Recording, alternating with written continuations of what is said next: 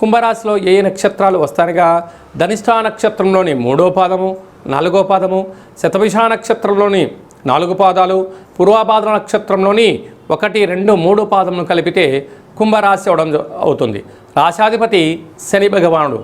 రాశిలోనే రాహు సంచారం చేయడం వలన శత్రువులు అధికంగా ఉంటారు.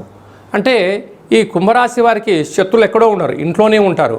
కానీ వారి అవసరాల కోసము వీళ్ళకు మంచి మంచి మాటలు ఎరవేస్తూ, వీటికి ఇష్టమైన ఆహారాలు పెడుతూ, వీటికి ఇష్టమైన పనులు చేస్తూ వారి దగ్గర ఉన్న సమయాన్ని, ధనాన్ని సద్వినియోగపరుచుకుంటూ ఉంటారు.